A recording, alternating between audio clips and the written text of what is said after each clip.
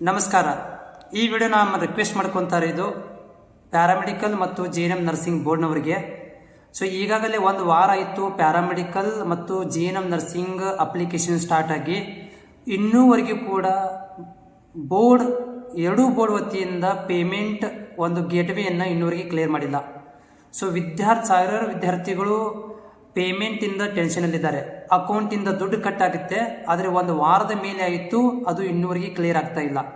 So ಇದರ ಬಗ್ಗೆ ನೀವೇನಾದರೂ ಒಂದು ಕಾಂಟ್ಯಾಕ್ಟ್ ನಂಬರನ್ನು ಅಥವಾ ಏನಾದರೂ ಒಂದು ಸೊಲ್ಯೂಷನನ್ನು ನೀವು ವಿದ್ಯಾರ್ಥಿಗಳಿಗೆ ಹೇಳಬೇಕು ಅಂತ ನಾನು ರಿಕ್ವೆಸ್ಟ್ ಮಾಡ್ಕೊತೀನಿ.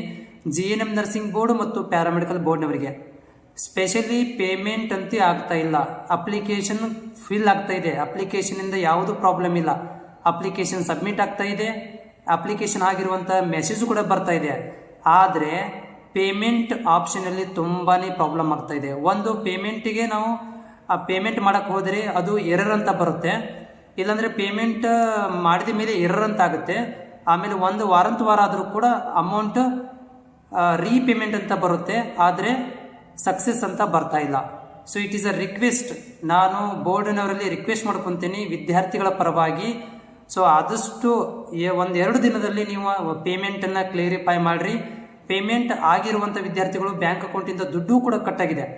ಸೊ ನನಗೆ ಸುಮಾರು ವಿದ್ಯಾರ್ಥಿಗಳಿಗೂ ಇನ್ಸ್ಟಾದಲ್ಲಿ ಮೆಸೇಜ್ ಇದನ್ನು ತಮ್ಮ PDF ಅನ್ನು ಕಳಿಸ್ತಾ ಇದ್ದಾರೆ, ಅಮೌಂಟ್ ಕಟ್ ಆಗಿರೋ ಬಗ್ಗೆ ಪ್ರೂಫ್ ಅನ್ನು ಕಳಿಸ್ತಾ ಇದ್ದಾರೆ. ಸೊ ನಾನು ಕೂಡ ರಿಕ್ವೆಸ್ಟ್ ಮಾಡ್ಕೊತಾ ಇದ್ದೀನಿ ನಮ್ಮ ವಿದ್ಯಾರ್ಥಿಗಳ ಪರವಾಗಿ, ಈ ಒಂದು ಇವತ್ತು ಅಥವಾ ನಾಳೆ 2 ದಿನಗಳ ಒಳಗಾಗಿ ನೀವು ಒಂದು ಪೇಮೆಂಟನ್ನು ಕ್ಲಿಯರ್ ಮಾಡಿ ವಿದ್ಯಾರ್ಥಿಗಳಿಗೆ ಅನುಕೂಲ ಮಾಡಿಕೊಡ್ಬೇಕಂತ ನಾನು ರಿಕ್ವೆಸ್ಟ್ ಮಾಡ್ಕೊತೀನಿ. ಸೊ ವಿದ್ಯಾರ್ಥಿಗಳಿಗೆ ಕೂಡ ಒಂದು ರಿಕ್ವೆಸ್ಟ್ ಏನಂತಂದರೆ, ನಿಮ್ಮಲ್ಲಿ ಒಂದು ಸ್ವಲ್ಪ ಪೇಷನ್ಸ್ ಇರಲಿ. ಆಮೇಲೆ ನೀವು ಬೋರ್ಡ್ಗೆ ಕಾಲ್ ಮಾಡಿ.